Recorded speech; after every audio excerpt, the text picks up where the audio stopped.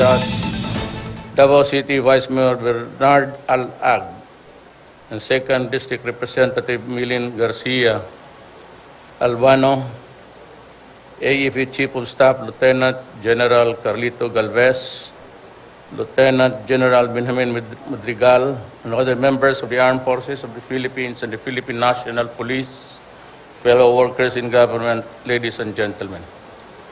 I am glad to be back after my official visits to the State of Israel and the Hashemite Kingdom of Jordan. I am pleased to renew the Philippines' friendship with two important countries in the region of crucial significance to our nation. In Israel, I met Prime Minister Benjamin Netanyahu, who we identified ways and means of broadening cooperation to combat terrorism and transnational crimes, enhance security and defense, intensify two-way trade and investment, and improve people-to-people exchanges. With President Ruben Rivlin, I discussed the need to improve technical cooperation, particularly in the capacity building. Both the Prime Minister and the President recognize the strength and depth of our meaningful shared history and the common values that bind our nations and peoples. In Jordan, I met His Majesty's King Abdullah II. We identified areas of concrete collaboration to address terrorism and extreme violence. Together with His Majesty's Cabinet, we discussed ways to expand cooperation in two-way trade and investment, human resource development, interfaith dialogue, and tourism and other areas of governance. Trade and other similar missions to be launched to give greater impetus to these efforts. Certainly, the welfare and well-being of Filipinos overseas received full attention in discussions during the twin visits.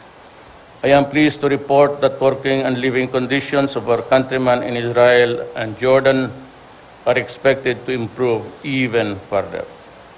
In Israel, the signing of the agreements of the employment of Filipino caregivers will help address the issue of exorbitant placement fees that cost our OFWs anywhere from $8,000 to $12,000. By any measure, this agreement shows the commitment of both governments to uphold the interests of our workers. In Jordan, two labor agreements will enhance the standards of protection for Filipinos employed as household service workers and regular labor deployment exchanges and communications and further studies on labor. As I have repeatedly said, your government will continue to do its part to ensure that the rights of our nationals working abroad are protected, enhanced, and upheld. We also conducted a number of government-to-government and business-to-business sector agreements. Investments generated are valued at over $140 million and expected to generate over 1,200 new jobs. This, we believe, is only the beginning. With these landmark visits, the Philippines continues to write a new chapter to enhance bilateral partnerships based on mutual respect, sovereign equality, shared interests, and common values. Allow me again to express my gratitude to Israel and Jordan for making these historic visits possible and for continuing to work closely with the Philippine government in pursuing greater peace, progress, and prosperity for all. As we reaffirm the Philippines' position in maintaining and promoting peace and stability in the region and pursue our independent foreign policy, we are showing that the Philippines is indeed a friend to all and an enemy to no one. As your President, it is my solemn duty to advance our national interest in the world community. I intend to fulfill this sacred commitment. Daghang salamat. Then, maybe I cannot but help the eagerness of the media to ask questions. May I start with CNN? Mr. President, Mayroon kayong listahan? first question po is from Edith Regalado of Philippine Star. Sir, good morning po and welcome home from a very successful trip to Israel and Jordan po. Sir, while you were away, things were happening here in the city, particularly with the Trillanes issue. One question is there a need for you to, for a loyalty check among the military, since he is from the ranks of the military, and with what is happening now, and where are we now when it comes to his case? Look, right at the beginning of my term as president, I've had several discussions, and far and between the months that followed, I've always stressed to the uniformed people of our government that they should not nurture in me or in anybody else in my cabinet and government loyalty. I said, you should focus your loyalty to the flag of the Philippines and the Constitution. Sabi ko sa kanila, prangka, sabi ko, I do not need loyalties. I was elected as president and I intend to serve.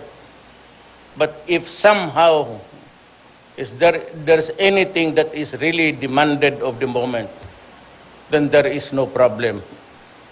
Do not bring me the armor or anything. Just tell me.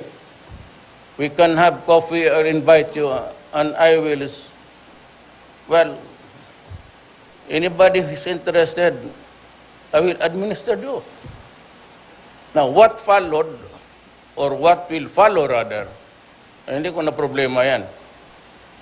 So, the impeachment, mutiny, kudeta, lahat. Well, ako magtrabaho lang. Kung ayaw ng Pilipino, di talang, bababa ako. Walang problema yan. Hindi ko ipapasubo itong mga to na magpatayan. Kasi armed forces, pati police, magkaharap yan, hindi naman ako. So why would I sacrifice the lives of people, my own countrymen, to do this? We can go somewhere else. But for me to order to shoot at each other, I will not do it. Maghanap na lang kayo ng ibang presidency. I will not do it. And I do not, I said time and again, this is about siguro the nth time. And all commanders, you can ask them, huwag kayong utang na loob sa akin. You deserve where you are now on what you got. Wala kayong problema sa akin. It is our nation. Kung pasabugin natin, di pasabugin natin. Or we can live throughout the years and improve on what we have now. But the mga intriga na kudita, look, I am here to enforce the law. Yung kay Trillanes, alam mo, ang totoo niyan, ang nag-research, si Kalida. Just like kay Sereno. He was the one who was, alam mo si Kalida medyo bright na matino. Pag sinabi ng soldier may mali, and this has to be corrected, I cannot refuse. He is the government lawyer. I am not, though I am a mayor, or a mayor and president, I cannot insist, lalo na in view of the fact that it was already recorded as a public paper. So kung ano yung sinabi niya doon, yun ang paniwalaan ko. Kung hindi ko pinaliwaan niya si Kalida, tinapon ko na yun sa, ayaw mo kung saan. You know, as a lawyer, you will ask me, and I will just advance my answer to you. What's your basis? I cannot discuss with you the merits. I do not know if it has been filed, or if it is already assigned to a division. But what I can say is this. In the matter of granting pardon, pati amnesty, is a constitutional mandate of the President. Wala doon kay Kagalida, pero ito noon pa. Alam ko, I just don't want to rattle the boat because magkaibigan na kami lahat eh. Pati yung mga military dumaan ng Mindanao at inabot ako ngayong residency, they're all my friends. I hate to mention si Bolt Gasmin. In many years, paghabang nandito yan sa Davao, tinatawag ako, after dark is the usual place where we get to drink and talk a lot until we all are drunk. So, ang nakita ko kasi ganito, the power to pardon and the power to grant amnesty with the concurrence of Congress is a presidential power. It cannot be delegated to anybody else. Constitutional mandate yan. The President has the power to grant pardon and amnesty with the concurrence of Congress. Now, yung umabot dito ngayon sa labas, after the term of, nalaman ko yun. Kasi malapit rin kasi ako sa military, hindi lang naman sila eh. As a matter of fact, we were together in Congress at lahat. Ito ngayon ang problema. It was Gasmin, or probably one of those who investigated the case. Yung kudeta pati, mutiny or rebellion, at least at the very least. Then he recommended for the amnesty ng lahat. Ang problema dyan, may mga requirements. One is that you have to do it in a particular office in the Armed Forces of the Philippines organization. And it must be J1 administrative. J2 is J3 is intelligence something. Ganun yan eh. Ngayon, it was, kaibigan ko, sabi ko, I hope that it would not get to this far. Remember, we never started the Rocos. It was all Trillanes pretending to be a crusading soldier when as a matter of fact, wala naman silang ginawa. Then, tignan mo, sa panahon ni Boards, nandiyan naman si Trillanes. Nagka-increase ba ng sweldo ang sundalo baski 5%? Nandiyan siya, ha? In Malacanang. And he was taking the cudgels for the military. He not only abandoned the vision of the military, he became a corrupt guy, collecting dyan sa mga negosyante. Para siyang abogado. Alam namin yan, kasi ang negosyante, baski na paano mo taguin, nagsasabi talaga yan. Because I do not want to talk to businessmen for that.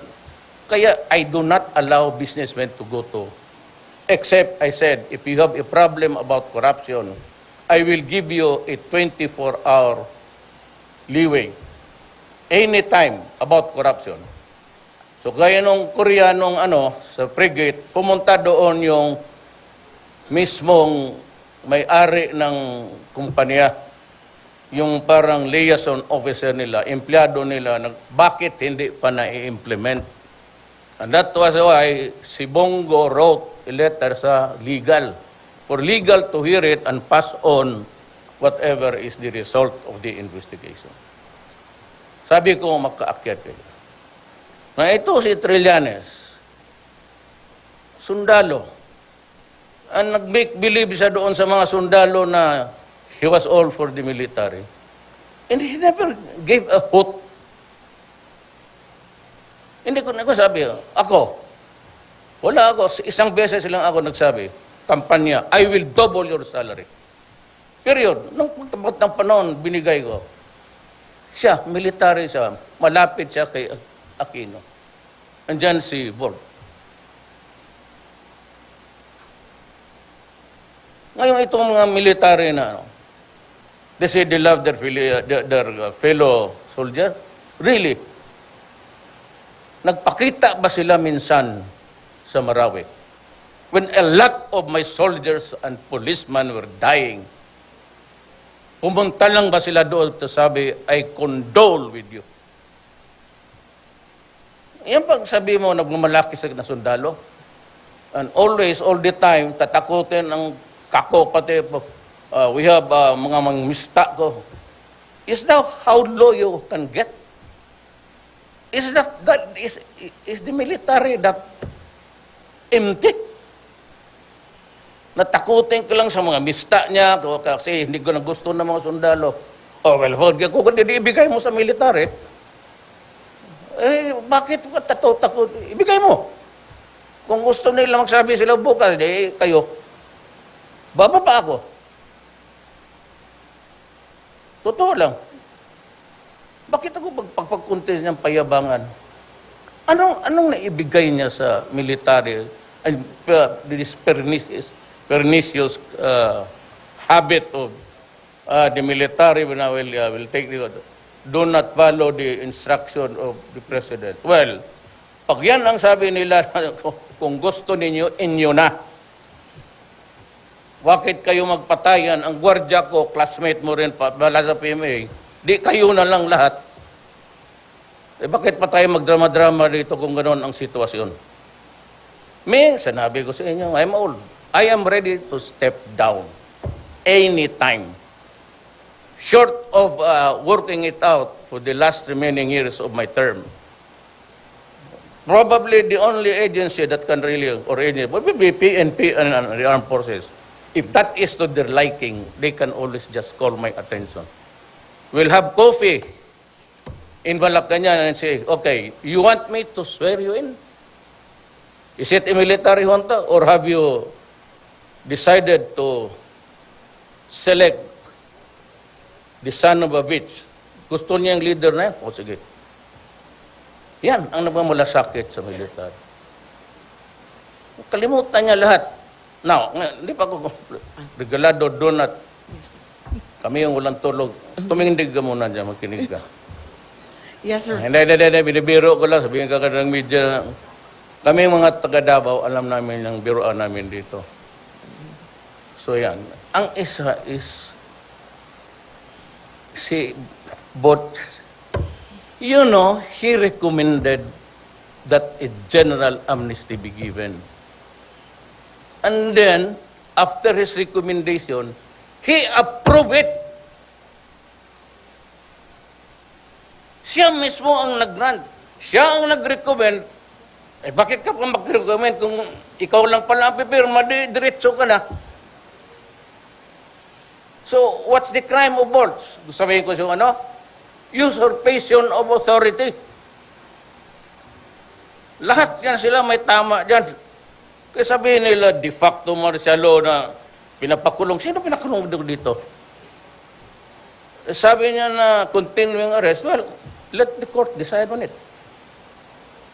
Whether he should go back to jail because that is where he came from. And instead of reporting to J1 na mag-swear ng oath, and he has to do it in writing. Basta check ka lang dyan, okay, mutiny, ito, nandoon na. Look, we have to determine their respective criminal liability first. Whether leader ka mas mataas or whether you were a follower, ordinary soldier. before you can give a pardon or amnesty, you have to know, you have to declare your guilt and place it on a narrative so that alam namin, alam ko, kung ibibigay ko ba ang amnesty o papaniwalaan ko. Wala eh. Yung sa application niya, TRO sa Supreme Court, nagbigay siya ng sample ng affidavit. Wala siyang, you have to swear. And you have to place the narrative saan ka, anong ginawa mo, bakit kailangan kang papatawarin. Kaya kung magsabi lang, ako si Trillanes, nanonood lang ako sa kapwa ko sundalo, pero kami lahat sa isang grupo lang. You think that it is easy, you just play with the Constitution? Hindi ako. Must remember, abogado ako. Hindi ko pipirmahan yan kung alam ko na walang. Yan. Failure to comply, it must be in affidavit form and you narrate anong kasalanan mo. Ang problema, yung nag-imbestiga at nag-recommend ng amnesty, siya rin ang nag-approve ng amnesty. Anak ka. Then, remember, it's a constitution. Mabigat kaya yan, regalado. Biro mo, you pardon criminals in this country and you can delegate it to just somebody? Just like that? Parang ginawa nila ang gobyernong laruan. Yan, hindi ako. Ngayon, if the Supreme Court says that my proclamation is invalid, so, let it fall. But sabihin ng Supreme Court sa akin, as head of the department, anong kasalanan, anong pagkamali ko diyan sa non-compliance and yung as a lawyer, dalawa lang yung akin. And I can even, I am not allowed to go. Kasi na Supreme Court na. Pero ito, general provision, which I think, matagal ko na itong alam. Just like the ICC. When everybody was talking about all defenses that I can raise, I just kept quiet. But when the time came, I said, no, yung presidential immunity, sitting president, that's bullshit. Dito tayo sa pagka-judge ka o prosecutor ka, do we have jurisdiction over the person of Duterte to haul him in from the Philippines dito? Jurisdiction muna bago ka magsalita ng... Ako, alam ko noon, alam ko. Sabi ko, kay Dilima pa yun, Bensikit. I was investigated by Dilima. You were around. You covered it. Then when she was commissioner of sa human rights, she also a continuance of that investigation. And she became a secretary of justice. She continued. Tapos ngayon, naging senador na, they still iniimbestiga ko, 4. Ano pa bang gusto mo? Tapos ngayon, I'm called upon by many itong mga left organization. I will show you, but somebody will discover it. 3 yan, bantayan ninyo. Yang yellow, liberals, Trillanes, pati ang Politburo, they have a, we will show it to you. Kaya kayong mga sundalo, before you jump into the conclusion about, tanongin ninyo intelligence ninyo, they will show you. It is not for public consumption. Pero kung pagdating ng panahon, and if I'm compelled by the Supreme Court to say, now, state your case, so ipalabas ko lahat. But it will be detrimental. Kasi mababasa nila kung saan namin kinukuha. Ganon yan eh. Kung ako, pag nakakausap ko ang yelo, ito lang ibigay ko sa iyo. Pag nakausap ko si Trillanes, he's collaborating, sleeping with the enemy. Mayroon ring another narrative sila dito. Na hindi nila alam. Sinabi ko na nga naman doon, sabi ko, it's being supplied by a foreign power. Hindi dito. Pero kung gusto ninyong malaman, kayong mga military, yung mga matatag na ideals ninyo, tanongin ninyo ang inyong intelligence community. So, tatlo yan. They're praying for my ouster. No, kung kayo-kayo lang yan, magbakbakan lang tayo, matulog na lang ako. Or if the military and the police, just use I will not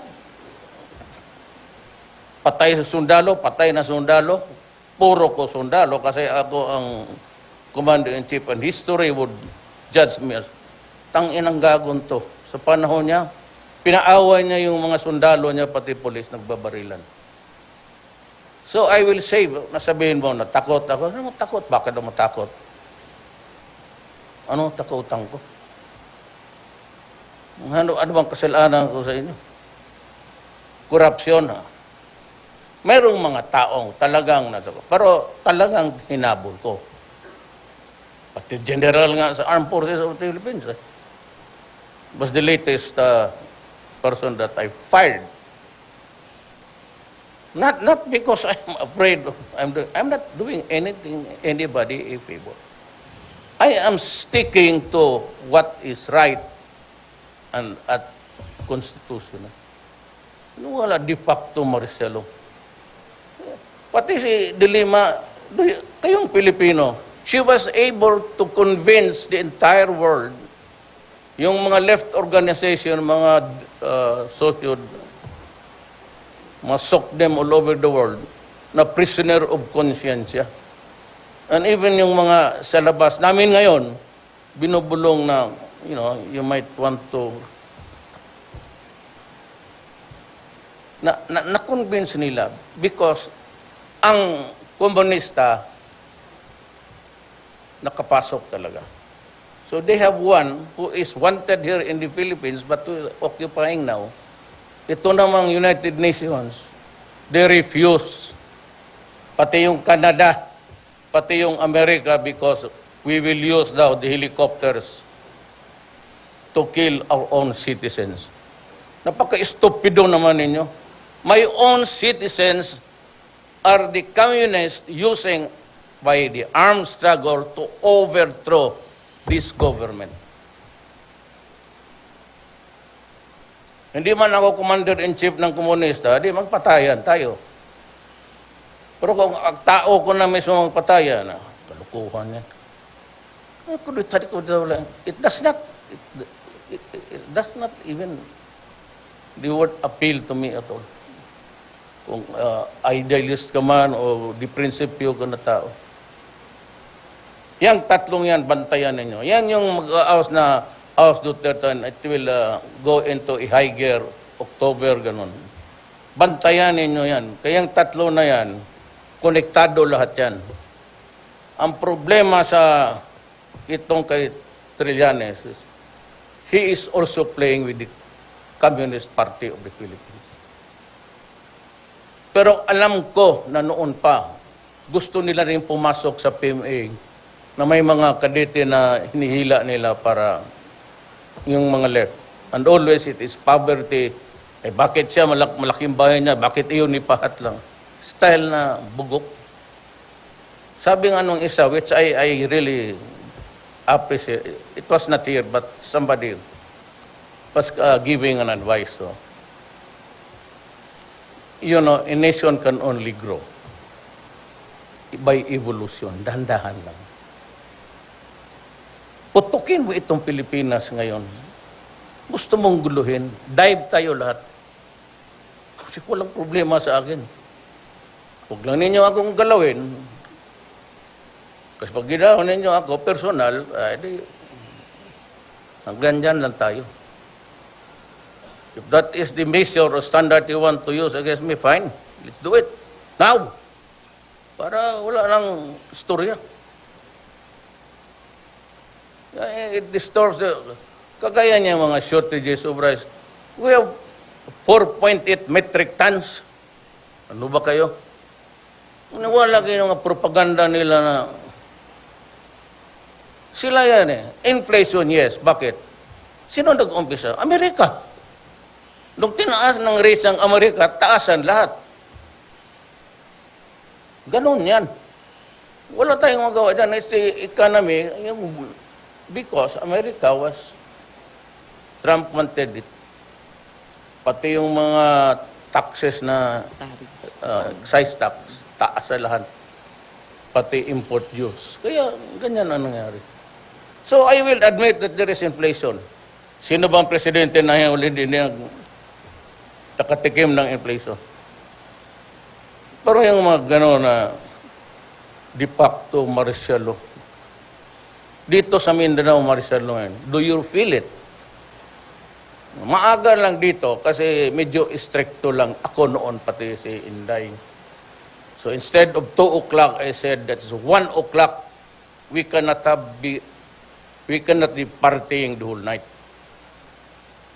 Then ngayon si Inday, binabaan niya alas 12 na. So walang tambay, wala lahat. Gusto ng taga Davao niya. I don't think that the Davaoenos would relish any other kind of environment na nakikita nila sa Davao. Wala ka talagang makita. Walang tambay, wala lahat. Meron man, convenience store. Walang nagiinom sa labas.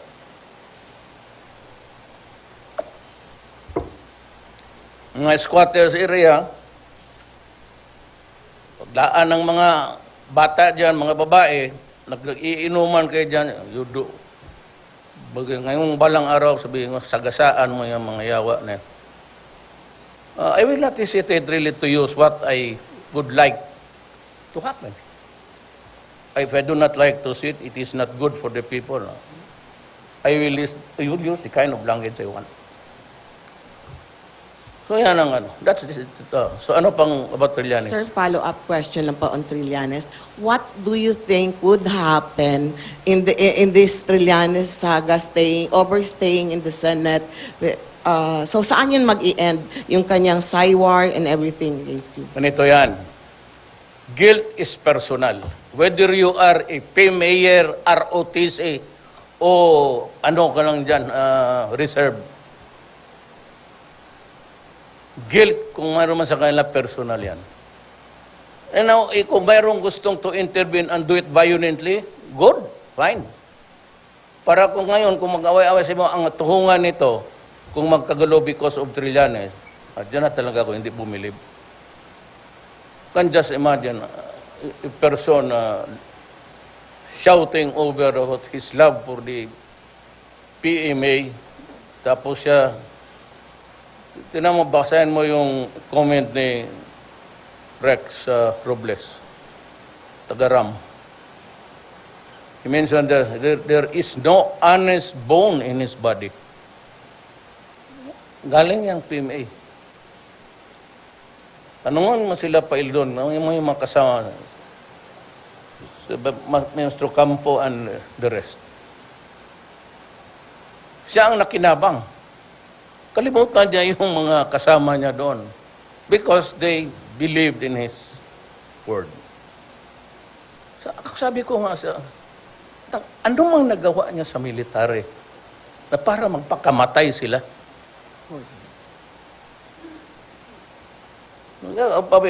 Yan ang, if that is the value that you'd want to preserve, then fine. Count me out. Kung may ganun anong klaseng military, count me out. I will. Maybe you need not really demand on. If that is the kind of culture ang mga military natin without offending anybody, I would rather be not president. What will be the use of relying on an armed forces, pati police na ganun ang dimension sa buhay? You know, everybody, every soldier every congressman, every mayor, vice mayor, guard, police, we get our money, our pockets, so that we can buy food for our families from the people's pocket also. Yun ang tanda. It's not about institution. It's about the essence of being of service to your fellow men. Yan ang prangka-prangka lang, yan ang gusto kong. Kung mag-corrupt lang naman ako ng puro cabinet, may puro corrupt, ay putang ina. Mag-resign tayong lahat, sabay tayo. One page lang. We, the undersigned. Yan, wala na yung J1 yan. Kung gano'n lang naman ang makasama ko sa gobyerno, hindi ko maasahan, ano pa ang gawin ko? So, sabihin ko, well, just like in China, the Chinaman stay. Daylight, broad daylight, he was holding a lamp.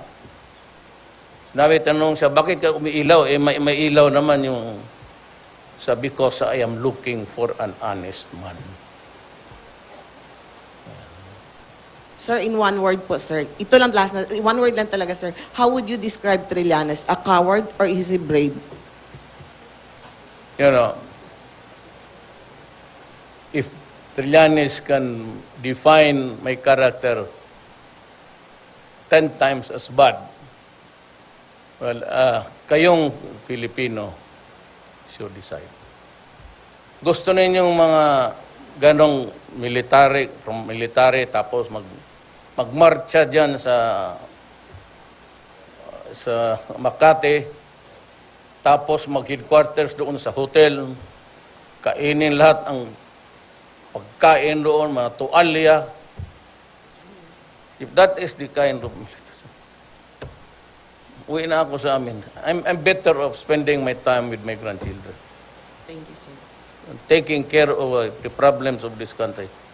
Kalaki kaya ng problema ko. I am facing the vicious drug front. It's being controlled now by the Bamboo Triad. And ang ating container circuit is being used by the Sinaloa to place itong cocaine. Umiikot kasi yung container, baski saan eh. This time, container for Germany. Tapos from Germany, kung sino-sino yung tinatarget nila because they have the timetable. Yan ang ginagamit ng Sinaloa. Ang Amerika hindi na kailangang maghanap pa ng iba. Kung dapat, talagang gusto niyang matapos, wala lang kasi akong armas kagaya sa kanila. Kaya kung may armas lang ako ngayon, precision guided, matagal lang naubos ito. Pati yung niyog lahat, kahoy sa... Libre lang kasi ako eh. So, ako, may nakuha ako doon. So, hindi ko sabihin kung ano nakuha ko ng mga armas. Part really was also, well, of course, the welfare of the Filipino workers abroad and to shop for arms. And mind you, pagka used against terrorism or extremism, binibigay na lang yan. Because we have a common enemy. Lahat na puntahan ko, galit sa terrorism o na biktima ng terrorism. Ina. Ina Andalong. Good morning. Ina ng bayan. Hi, Bayan, sir. mahal na bayan. Sir, still on Senator Trillanes, as far as you're concerned, can you unilaterally void the amnesty granted on Senator Trillanes without congressional concurrence? Hindi po ba kailangan nun? Well, in the first place, ang amnesty allowing his release was void. Therefore, his getting out of the custody was also void. Unang basis eh. Kasi yung amnesty was defective, fatally flawed. Yung basis ngayon ng release niya based on that fatally flawed document could also, mango tree is mango tree. Kalamansi is kalamansi. Ay yung kanyang upload, nothing valid would come out from a void document. So no need for congressional concurrence on your I don't know about the application? Supreme Court. Okay. Magtanong lang ako, bakit mo ni-release? Ako pagtanong, if I'm allowed to argue it, President, may perspective ko, bakit na-release yan? Because of this. You think this is valid? You think you can tinker with the Constitution, gano'n na lang? Well, so we're supposed to die for that Constitution. And as serious as a constitutional mandate to erase crimes. Gano'n na lang na parang isang papel. So, bago itong dokumento, saan siya galing? Pwede, di ba sa kulungan? Sir, speaking of that, Senator Trillanes is insisting that you have pending orders to have him arrested without an arrest warrant. Can you tell us how you expect your proclamation to be implemented or executed? Well, nandiyan na sa Supreme Court. I leave it at that. If the Supreme Court would say that my proclamation is null and void, then let it fall. But then, if I'm affirmed or sustained, then it's the military now. Sila man ang last hold. Sino man ang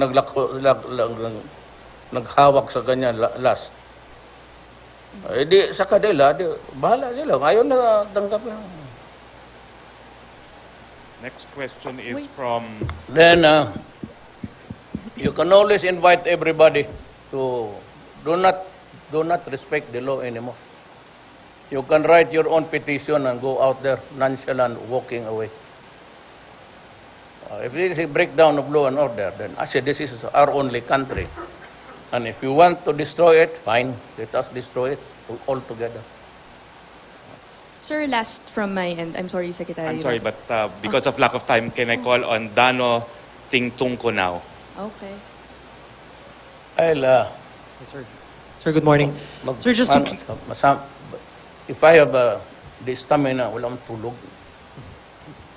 Sir, just to clarify, yung court-martial, is it something you are to pursue pagdating still on the matter of No. Senator Trillanes? Kasi ang court-martial is like the court-martial here. Wala namang naniniwala. Kung may relo dito, patay. Pero mas sabi nila, they are safer with the presence of the military. And I will agree. Because most of these mayors and governors really insist na ang martial law nakapabuti sa the totality of the color of the environment.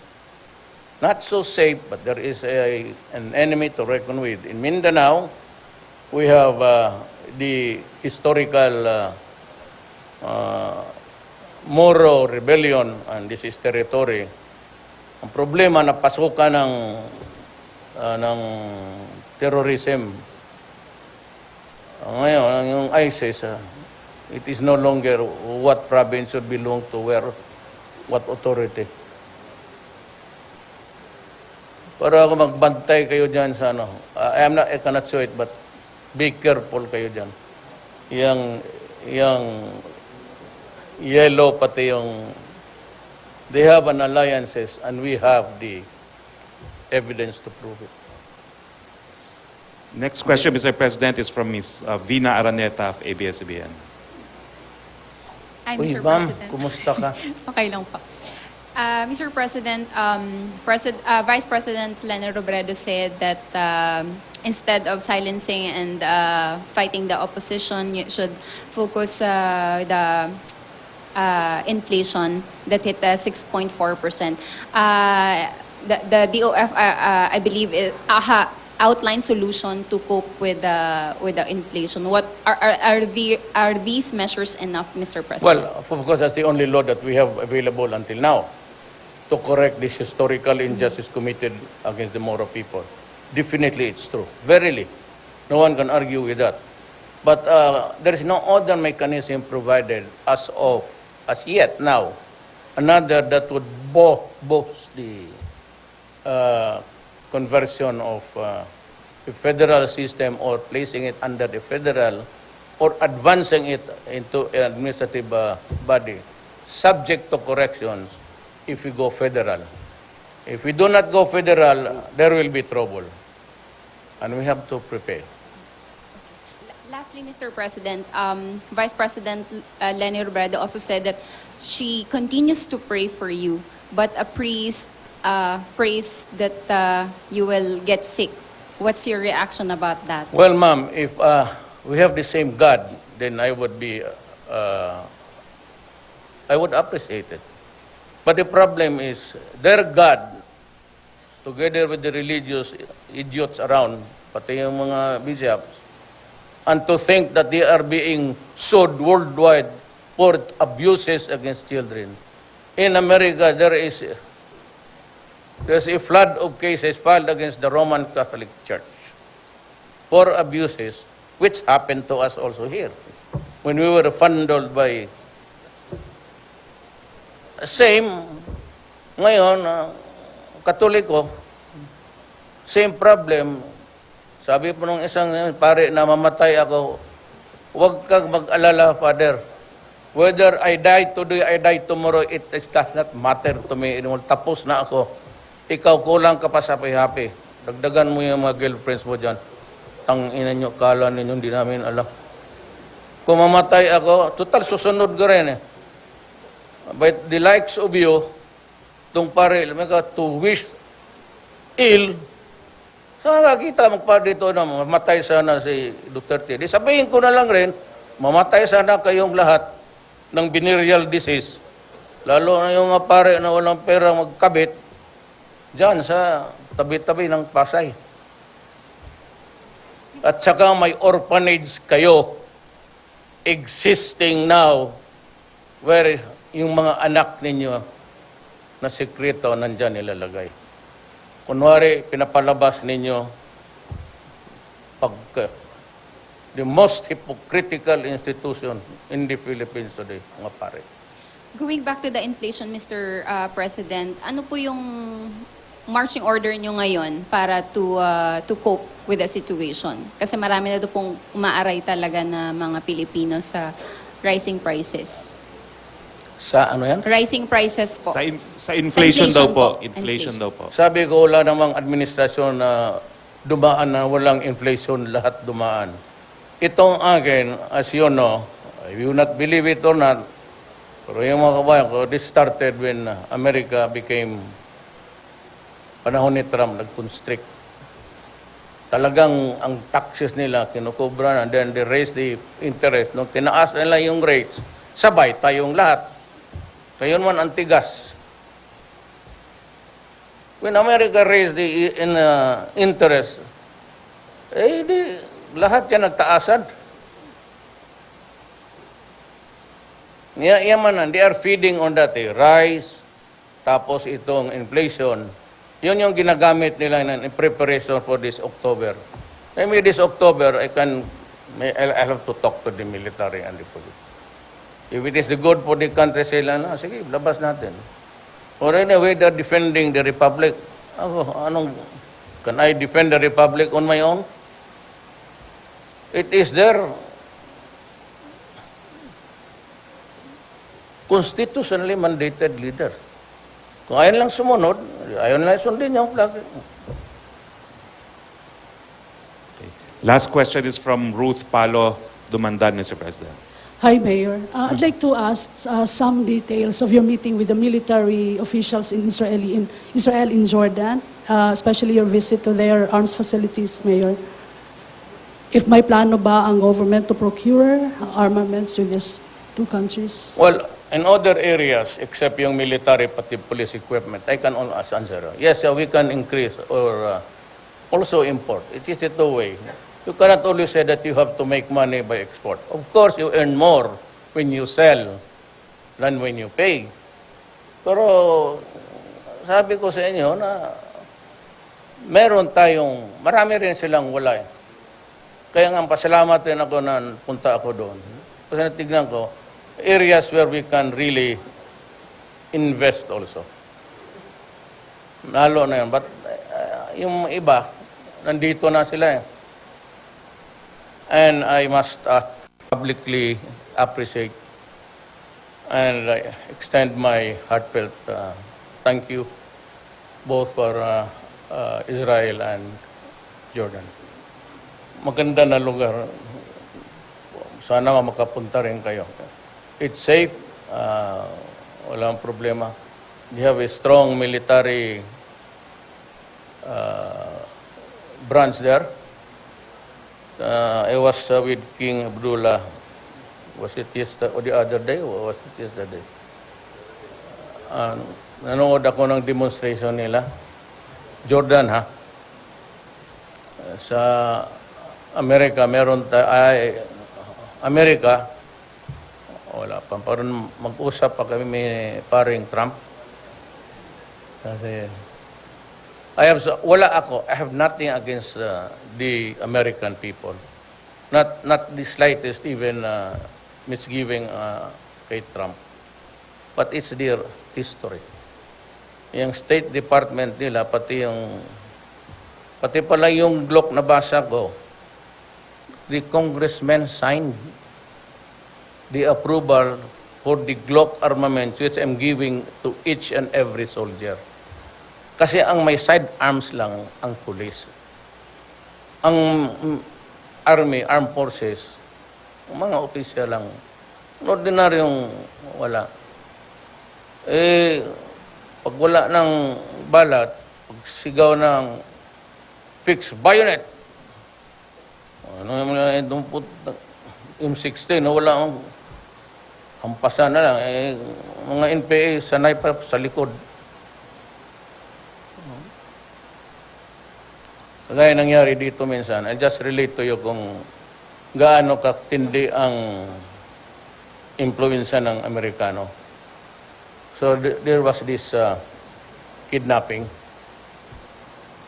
Ang sinabi ko na nagbarilan kami. Because yung kaming naka-standby doon, sir, kukunti lang. Ako, si Stares, pati driver ko. Si Stares is also working with us now. Dito sila dumaan eh. Doon kami. But we never expected na ang anong kasing style is, huwag kang dumaan. Uli, diretso-diretso ka na. Tangina itong mga kidnapper na ito. Bumalik. So ako ngayon, pati si General Stares, Arto pa yan, ang nakaharap nila. So limitado ang ano namin, but ang advantage namin, yung sa mga kidnappers, carbine. 2 pulis naka-armalite, so M16, at least more powerful. Di putukan na. Di, pinatay talaga namin yung 3. Doon naman sa exit sana, yung may putok, tapak-tapak. Sabi ko, ano yung nangyari? Tawagan mo daw.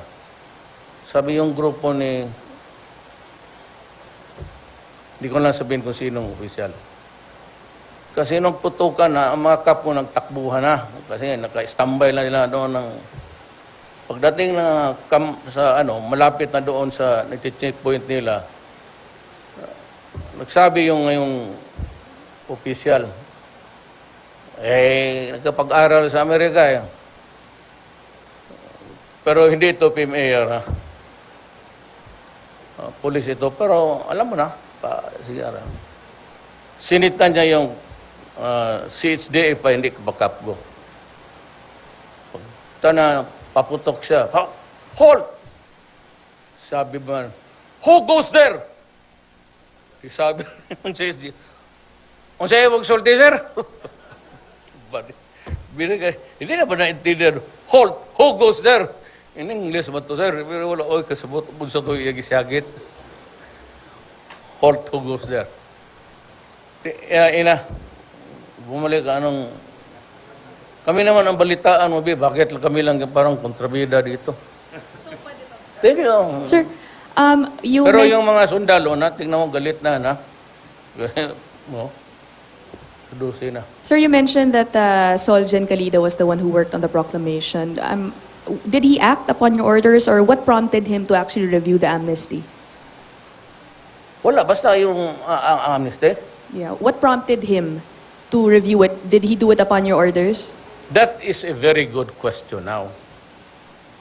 Kasi, magsabi si Trillanes, bakit ako lang? Karami namin pumasok dyan sa kudita-kudita na yan. Ang sagot ko sa kanya is, the President's prerogative. You read the Philippine Constitution. The President shall have the power to pardon and grant amnesty with the concurrence, with the agreement with Congress. Yan lang. Ngayon, what is the lesson learned? Bakit tinarget ko siya? Well, I only have one more. Pareho man tayo na nagtatrabaho lang rin. I will just quote, correct me if I'm wrong, do not do unto others what you would not want Others to do. want them to do to you. Okay. Sir, Well, very last, sir. Sir, you just said tinarget mo talaga si Senator Trillanes. Hindi ko then- siya tinarget. May nakita si Kalida na mali. O di sabi ni Kalida, wala man akong problema sa ibang nagkudita. Puro kaibigan ko man yan. So, sabi ko, bakit ko sila ipakulong? Sir, what then do you say to those saying that this is part of a bigger effort for you to silence your critics dahil nauna daw po si Senator De Lima and then former Chief Justice Sereno and then now Senator Trillanes? The fact that they are talking to you and being interviewed, is that not enough to tell you that sila nga ang nagsasalita dyan, ako tahimik lang eh. Hindi ko kasi sinasagot, alam mo bakit? Kung bigyan mo importansya yung sila, feeling great sila. Ngayon ni Lenny, she can never be a president. Puro dasal, kasi kung pinakinggan lang ako ng Diyos nila, yung Diyos ng Katoliko, ay putang ina, walang nangyari sa buhay ko. My God is my God. It is the God that my parents revered to. Ito yung mga tao na, baski nga hindi, pare, mga protestante, na they lead lives ko. Ako, wala ako kasi marami akong palpak sa buhay. Parang korupsyon na, Sus Mario. Kayo katagal natin, for 23 years, mayor ninyo ako. May narinig ba kayo niya? May narinig kayo, iba. Mga kasama ninyo, naging sakripisyo. Babae, pero nakaw, kita man yung bahay ninyo, nung eleksyon, pumunta ka, okay naman, 3 na lang kami na sa buhay. Mga anak ko, kanya-kanya na, nakamayor pa kayo dito ng sobra ka. Sabi niya, pag may narig pa daw siya kumpeng, babaan niya ng alas 10. Patay ng taga Davao. Hindi ka na maka-order ng pansit dyan. So, kung malate ka magluto, hindi ka nakapali. Saan ka magpunta ng restaurant?